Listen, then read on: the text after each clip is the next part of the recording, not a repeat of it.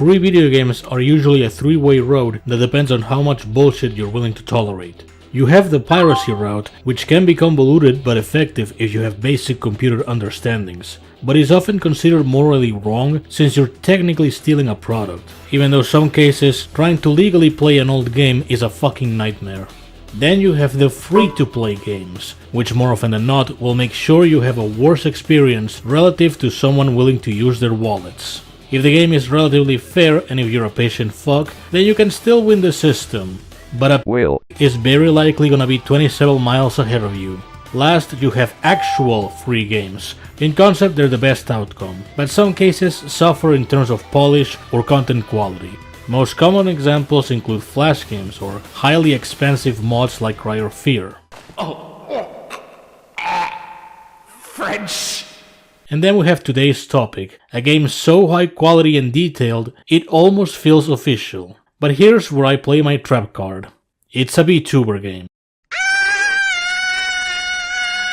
HoloCure Save the Fans is an unexpectedly pleasant experience. I already knew of the game, but still didn't feel like trying it out at the time. That is until I heard rumors of the addition of a certain game mode, as well as this utter bastard shilling it to me and everyone else. I'm gonna beat you down, you punk! And if it wasn't apparent enough already, I know a fair share of trivia and celebrity bullshit regarding VTubers, to the point it even made it in some videos before.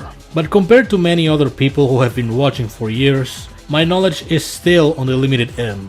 Even still, I was willing to give the game a shot. I ended up liking this game a lot, and now I'm about to make it everyone's problem. Before we get started, we might as well explain what a VTuber is and what the fuck is a hololive for the 1% blissfully unaware people. A VTuber is short for virtual YouTuber. They primarily distinguish themselves by featuring a virtual avatar that reacts to their movements. Although of course some people extend it further by having their own backstories for 3D models. I mean fuck, the wider VTuber culture has its own terminologies for shit like model artists, whether something is safe to do or not, and something about Yoshi. While the technology behind VTuber models has come a long way from its humble beginnings, it's fair to say it's still not razor accurate, especially the lip syncing, which allows me to add any audio over and there's the off chance it could be real. Según la Real Academia de la Lengua, número que es igual leído de izquierda a derecha que de derecha a izquierda. 333. And of course, like with the average internet avatar, a fat rat may be hiding behind it all. Some people don't really care and manage to work with both the VTuber avatar and as themselves, but the vast majority remain anonymous through the model, both for privacy reasons and to add to the mystique of who's behind the anime girl talking.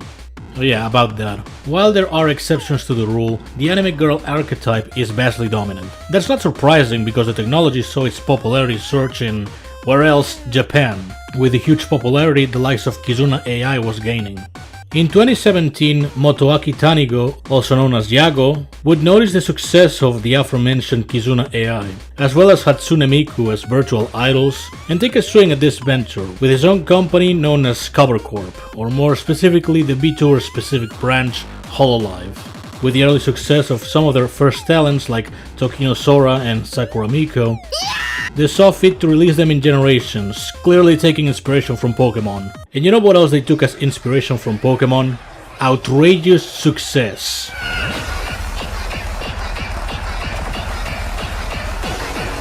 The third generation would go on to become their most profitable by a landslide. Three of its members, Uruha Rushia, Hoshomarin, and Usada Pecora, hold record positions in the top 5 most super chatted VTubers of all time.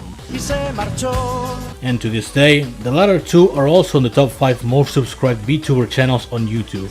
But neither of them have the first place. That honor goes to Gargura. Before 2020, HoloLive has been Japanese only, but with the introduction of the English-speaking branch, it would go on to make even bigger cash-outs. HoloLive Myth's success is often attributed to coming at the right time. You know, the whole corona shit. But in due fairness, it was only a matter of time until the concept made it overseas. Eventually, more and more competitors would keep on showing up, be it rival companies like Face Connect or Bishoujo, or even independent channels. It's become a free market for anyone to take a shot at, although the vast majority of people don't have the time to watch a VTuber live, or simply don't feel like it, which is where clip channels usually play a crucial role when it comes to exposing their best moments to the wider public.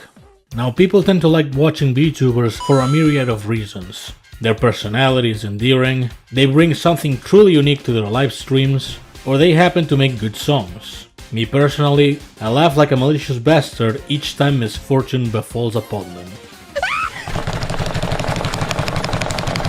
However, people may dislike them for another myriad of reasons. The whole thing being uncomfortable to see in action, often use of high-pitched voices, bad sex jokes.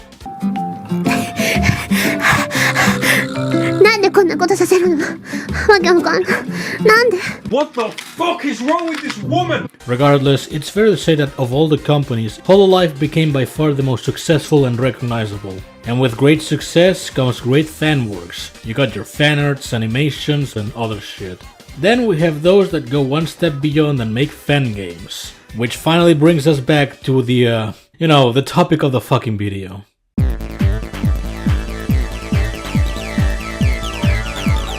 HoloCure is the work of KU, an artist that managed to contribute on official animations for HoloLive. During his spare time, he works on fan games, which so far include the aforementioned HoloCure as well as HoloCross Break, a beat-em-up akin to Streets of Rage featuring the members of Generations 5 and 6. It's also a free game, which means I could try it out and fit it somewhere for this video, but I already have way too much to say for one game, so maybe not this time. Either way, part of why HoloCure turned out to be as successful as it did is the massive roster it features. Holy fuck! It gives everyone the chance to play as their Yoshi, at least whenever they're implemented. Not only is it a tribute to the VTubers themselves, but also a vast amount of references and inside jokes within the community, so you can tell the developers knew their shit when making it. But what is the game about? How am I supposed to enjoy my video game without a story? Well, calm your tits, let me explain your purpose in 8-bit fashion.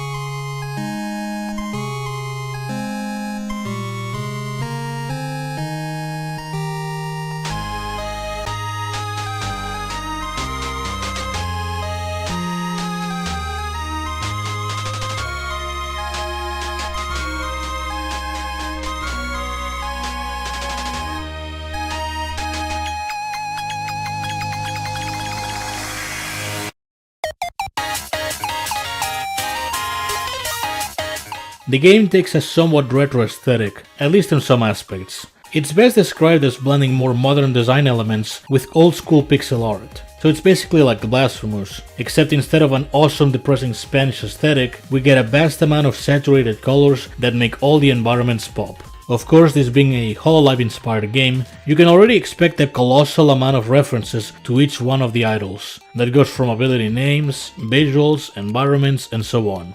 Although the amount of references you get will be relative to how much you go outside. I mean, the enemies in the game are all meant to be the mascots for each VTuber, but without that context, they might as well be random enemies from your average angry video game nerd review. You have rats, ducks, clocks, cat janitors, big heads, The Walking Bread, Barcelona citizens, Skullgirls mobile reviewers, my upload schedule, and wage slaves that foolishly invest in failing cryptocurrencies in the vain hope of one day telling their boss to eat shit. The characters were given a chibi aesthetic to them, and look mostly the same with slight differences. Still, each one looks distinct enough, and if you know nothing about VTubers, you're likely to choose whoever looks more appealing to you. I mean, look at her. Isn't she cute? Isn't she huggable? I wanna kick her. I wanna kick her like a fucking football. The music is composed of 8-bit remixes and mashups of a few HoloLive songs. U-Freak was the one to bring these arrangements to light, and the man knocked it out of the park. It's been described by some as missing soundtrack from the Mega Man series, and for 8-bit tunes, there is no better compliment than this.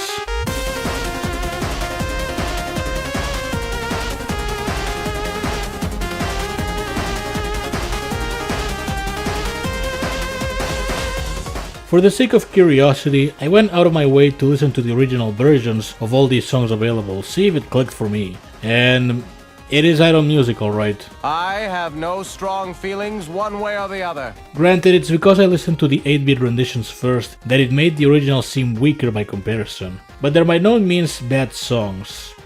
They can't compete with Burnout soundtracks though, that's an objective take.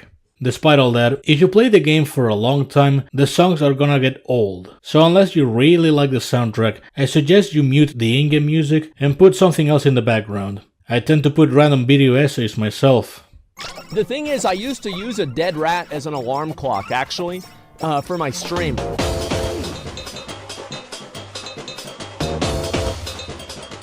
The gameplay itself is a very basic loop, consisting on spawning increasingly stronger enemies while you fend them off with whichever weapons you have. In the beginning you start basically naked, only having your primary weapon at level 1 and nothing else. That's where killing enemies plays a crucial role. They drop the experience that allows you to level up and gain a series of power-ups, including basic stat increases, signature abilities, weapons, and items. Each character has their own signature weapon, but they also can get brand new ones. These can either be close range or projectiles. All of them can be leveled up to 7, and with the help of anvils you can increase their power even further. Occasionally they have stat increases, but if they don't feature one, again anvils can fix that. Items on the other hand act as passive buffs, allowing you to do something brand new or increasing a few stats, but in some cases potentially decreasing others. The Asakoko injection is lethal if you don't have some measure to counter its effects. They're pretty useful, although seeing some of their effects in action may not be all that apparent. You may occasionally get lucky and get your hands on a super item, which enhances all of its attributes and removes any negative ones. For extra customization, you're able to fuse a few weapons in what's known as a collab, though you need to take both of them to level 7 first. And you can go further beyond with a super collab. A few collabs will display this stick icon. That's for whenever an item called the Golden Hammer drops. If you have both the right collab and item, they'll fuse into a super collab, featuring a large amount of extra effects and a pretty lethal weapon at that. Also, certain weapons have their properties altered depending on character. The fitness ball can be larger for some characters, but smaller for others. And the same applies to the cutting board. And what better value to judge that than the size of their fucking breasts. Now the items I like because they can fundamentally change how you approach the game. But I don't like the weapons all that much. They all take several levels to max out, on top of potential collabs which allow for even more weapons. Although you can always not do collabs, I guess. Plus, I like the essence of simplicity, which is why the majority of my runs are main weapon only. It has the drawback of often making close combat characters weaker relative to most of the ranged ones, but it allows you to select additional stat increases much earlier. And there's a certain catharsis to seeing your main weapon deal 4-digit damage. I apologize in advance, but most of the footage going forward will be main weapon only, given it's the playstyle I ended up growing most accustomed to. Last we have stamps, which act out the same as items. They work differently in that enemies drop them at random, and they're somewhat rare. In exchange, you can equip and unequip them at any given moment. Their effects range from actually game-changing to fodder for stamp level ups. A major standout would be the marking stamp, where targeted enemies will suffer damage that non-targeted ones take. Very useful for bosses since you can kill them way faster. That said, because of the aforementioned low frequency, consider them as bonuses more than integral components. I find the overall gameplay loop really good. It's highly addictive to constantly level up your character and eventually either have an absurd arsenal or your main weapon dealing upwards 1000 damage per hit. Or if you're farming cash, generate upwards 200,000 coins in a run. That being said, you will need a good understanding of what each item or stem does. When starting off, you won't know what the best item and weapon builds will be, and most of them will be locked behind achievements. And I can't say I can suggest any builds. I see most people run with blacksmith gear and credit card setups, so they can farm as many anvils as possible. I for one like the damage multipliers. They're pretty hazardous, but my monkey brain likes to see 4 digits on target, you know?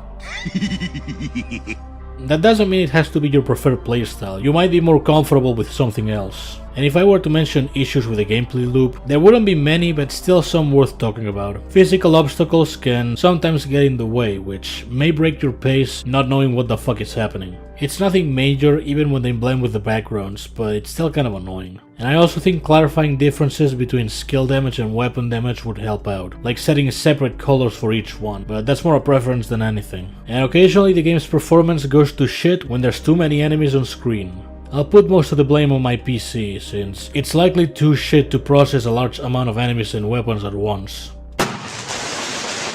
You have a choice in which game mode you'd like to play: Stage, Endless and Time. While Endless is self-explanatory in premise and duration, Stage mode has a set duration of 20 minutes minimum. The duration makes sense for the sake of keeping a balance between gameplay and leveling up. But unless you carry items or characters that feature revivals, you normally have one life to clear the stage, which in case you fuck up at a later point can become frustrating. Endless goes past the 20-minute mark, spawning very bulky enemies. Once you reach 30 minutes, Yago heads will start spawning, and these aren't passive like the gold and silver ones that occasionally show up. They have as much health as a boss, and have that auto-target on your ass. If you somehow survive the wave of Yagos for 10 minutes, what did you get? Red Yagos, now with added projectiles and crayon eyebrows. The 30-minute mark essentially acts like a ride keeper on a theme park, telling you to fuck off already. You may stay in though, but it likely won't be for long. Time mode isn't anything remarkable as of now, just kill 4000 enemies as fast as possible. It has a pretty catchy theme song, I'll give it that, but you won't be revisiting this mode very often.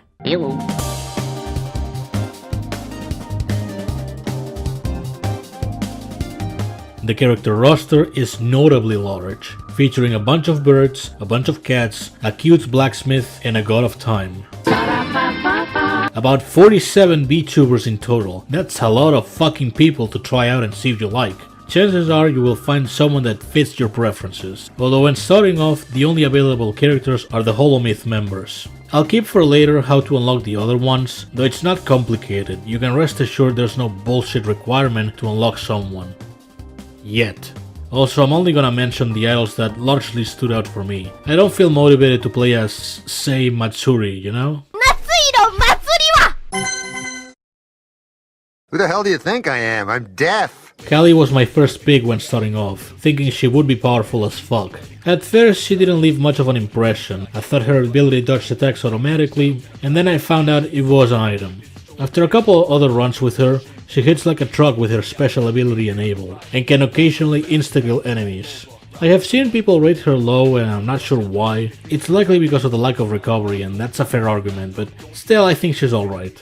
This can't be good for me, but I feel great. Kiara is a really good early choice, no doubt because Keiyu is afraid of what she's capable of. What makes her very effective is good strength combined with recovery and constant damage on enemies. If I had to recommend someone to start off with, make it Kiara. She's likely one of the current best characters available, and you often see her on top of the tier lists.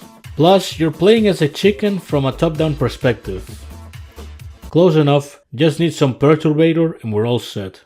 Fucking VB, long neck. Bei is completely busted if built right. She wants to have as many weapons as possible, since it contributes to her special, which is spamming everything.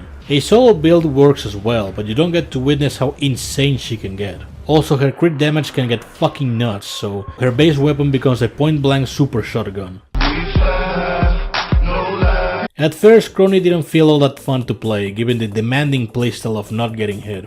Yeah, I bet that's viable across the Toho-like bosses. But otherwise, with good item drops, it's fairly feasible. The best advice I can give is, be sure to equip the body pillow. The weapon itself is somewhat difficult to handle, but one can manage regardless.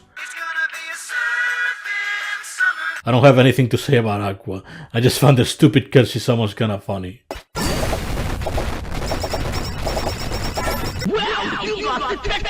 Suisei got my attention based on how she was rumored to be a critical hit powerhouse, and I can see why. Much like Callie, she can deal insane damage, though without the need of a special ability. Down the line, all her main weapon hits will land as criticals and with extra crit damage on top, which makes her one of the more ideal candidates for a solo build. Also, unlike Callie, she has mild recovery on her abilities, so bonus points for that. At first, Ollie didn't catch my attention, or did so in a negative fashion. Her whole gimmick felt underwhelming and just not that fun to use, but after giving it a second chance, it's not so bad. It consists of moving across the stage, quite literally Naruto running, oh for fuck's sake. Very useful though, it gets you a screen nuke that acts like a second special. Not a fan of the whole merge or suicidal aspects of her ability, but pretty strong altogether. How do you like that, Obama? Ah, you guys like playing as her because of the boing boing. I should kick your fucking ass. Who is this? Picora is a matter of not if, but when. Not only do her rockets pack a major punch, but she has increased drop rates for anything possible. This means that any stamp you like will eventually drop by, leading to a game style that can be optimized to your preferences. The one drawback is the need for a high crit rate to maximize drop rates, but the payoff is worth it. I'm not sure if it works for fan letters though. That's been an ongoing rumor and I'm still confused whether they're affected or not. If anyone has a definitive answer, please let me know. Marine is a money printer. If you seek to get a large and easy cash out, then Marine is your best bet. Granted, you have to equip her with the right set, but she's bound to make you the largest amount of money compared to the rest of the cast. It got so stupid to the point the greed stamp had to be instantly nerfed because it was generating up to 10 millions. She doesn't have the same absurd output that Pecora or Bay have, but she can at least become an Atari 2600 sprite because she touches herself at night. Have some dignity, please! There's a total of 5 stages, and 4 of which have a hard version. Stage 1 is just some generic green grass level, featuring the fans from HoloLive EN, and as a first level, it should be easy enough. Stage 2 takes place inside the HoloLive offices, full of Gen Zero and Gamers fans, as well as what seems to be HoloLive staff. Nice of Mikudayo to still get jobs in other places. Stage 3 is located in a haunted mansion, and it features Gen 1 and 2 fans. Here we find for the first time enemy supports, specifically the healer kind. It goes without saying, but you should kill them as soon as possible, otherwise some enemies may become unkillable. Stage 4 is called Gelora Bunyagom. Here we can find HoloLive ID fans, as well as 2 other enemy supports, although these ones are interested in either lowering your attack or speed. They're not as obnoxious, but it's still advisable to kill them early. Stage 5 takes place on the longest island in the world. It features fantasy and force fans, as well as stage hazards for the first time. Wait, wasn't Marine unable to afford a ship? Never mind. As for the hard versions, they largely recycle most of the enemies from their normal versions, though with much more aggressive patterns and behaviors. Both the 10 and 20 minute bosses show up at the same time at the 10 minute mark, and a brand new boss shows up at the 20 minute mark. In stage 2, instead of A-chan, you get B-chan. If you were able to beat all of the normal versions, then stages 1 and 2 on hard may take a few tries, but still remain doable enough. And then we have stages 3 and 4.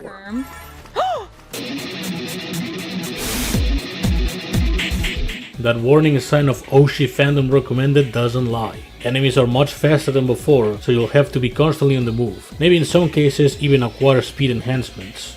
Stage 3 preserves most of the hazards from the normal version. That is until the myth fans show up and a plethora of extra patterns is added in. The boss is a retake on the stage 4 one, though instead of 3 separate individuals, it's 5. Word of advice, try to kill the vampire chicken first. Stage 4 hard is on a league of its own when it comes to difficulty. There's 2 specific plot twists. Constant lightning that will deal massive damage, and a math mini-boss. If you have good knowledge of the weapons and items as well as your character, then it's definitely still doable, and the cash payout is pretty good, but your first attempts are likely gonna end in failure. Hello, potion seller. I am going into battle, and I want your strongest potions. As the stages highlight, eventually you're gonna require some upgrades, because enemies will grow more tanky and aggressive. That's where the shop comes in, and can I just say I really like the shop screen. It feels very relaxing, like you could put the main menu music from Unbeatable White Label and it feels right at home.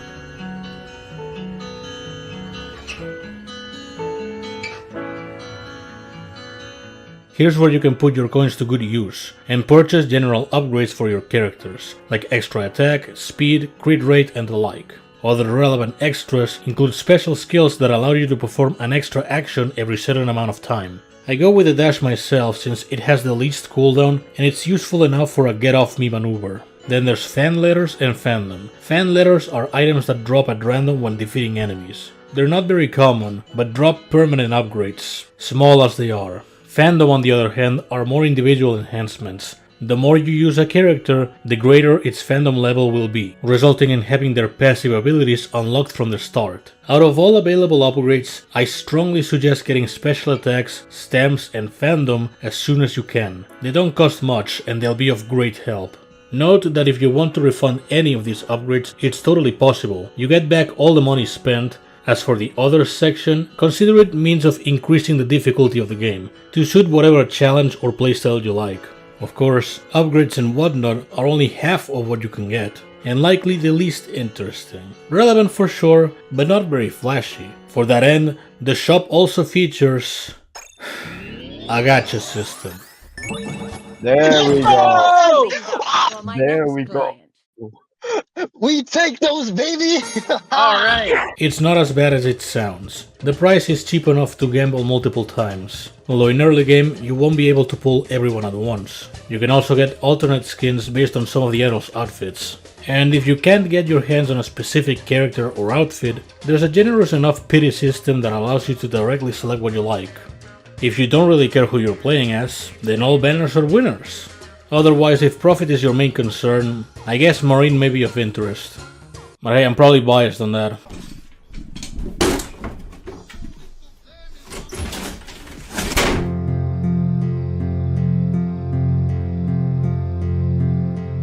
If the main game proves too stressful for you and you'd rather do something a lot less brain taxing, then the HoloHouse is just for you. Instead of constantly fighting hordes of hideous creatures, fans, you have discount versions of Minecraft, Stardew Valley, Cruelty Squad, and most important, fishing sims, so you can have your worries soar away while you do mindless shit.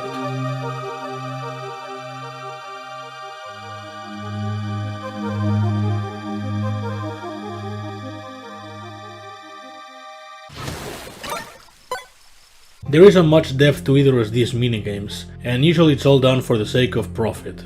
You can also hire fans to make you profit. When starting off, it's not a large amount, but any amount of cash is always welcome. Last, you have the matter of pimping your own house, a completely pointless endeavor that you're most definitely going to invest a lot of money into. Unfortunately, there's not much you can do in the house outside decorating however you like, so it makes for a nice screenshot and nothing else. Now watch this, I'm gonna craft the perfect house in a few seconds.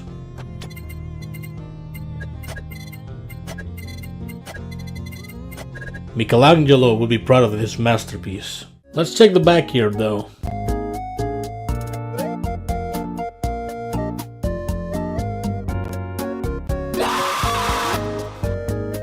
Another method of relieving stress is by building a different kind of stress. That's where the USADA casino comes in. You have the typical games you'd find such as high-low, roulette, blackjack and slots. If it were these minigames alone, it would be your typical but boring take on a casino, hence why there's also a math game. Finally I can show off my math skills to the public. Oh fuck. There's also a racetrack and arena minigame where you use your hired fans in hopes of winning prizes. I guess that transforms this into a discount chow garden. With the chips you get, you can acquire a series of cosmetics for both the main game and the HoloHouse, as well as slight upgrades for fans to make you even more money. And let's not forget the most valuable item of all, the USADA Casino drink. A somewhat tasty drink. This item does absolutely nothing. It is an absolute scam. You will only waste your chips from buying this. And what does it actually do, you may ask? It adds an extra cup behind the counter. No! You fucking idiot! You fucking stupid idiot! Finally, we have whatever it says there that leads to a cute girl. Of course, that's bait. Predictably, as if they thought they were gonna score much like Beavis and Butthead, every idol took the bait hook. Cute girl ahead. I must go there first. I want to check out what this cute girl is. I feel like I need to know. Cute girl? Where? Line. Oh no.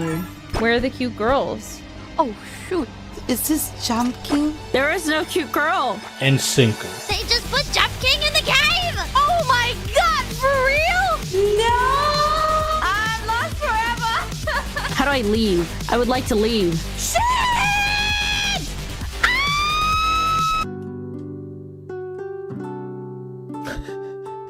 Yes, there's a Jump King minigame, which is destined to become the bane of many completionists' existence. And it's also the best side feature of the moment. Legit, this was the reason I actually installed the game in the first place. With no prior Jump King experience to speak of, but I still wanted to give it a shot. The best way to describe the jumping is like playing Castlevania, where your jump is entirely influenced by the direction button you hold. And you can't move in midair, so you're fully committed to the jump you make. Of course, Holo Jump King is much deeper than that, as you can regulate the intensity of the jump, low for a short horizontal hop, and high for a lengthy vertical leap. Note that your character can bounce off walls and ceilings, which can make traversal the more obnoxious, but on the right spots you can use it to your benefit.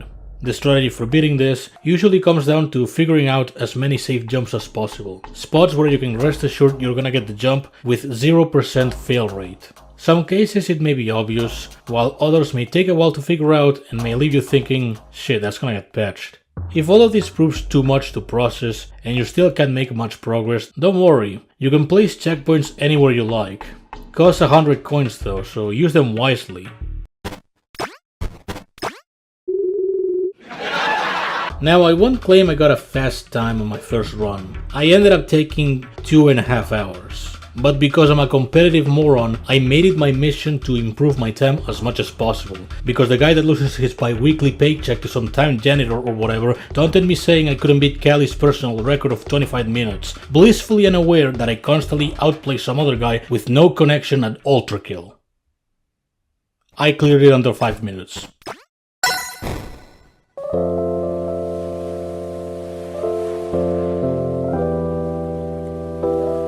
If I have any complaints left, like performance issues, some characters not being fun to use or whatever, I don't think I can really hold it against the game because it shows it's a passion project. The amount of references and care put into the character and enemy designs, visuals and music is nothing short of an outstanding amount of effort.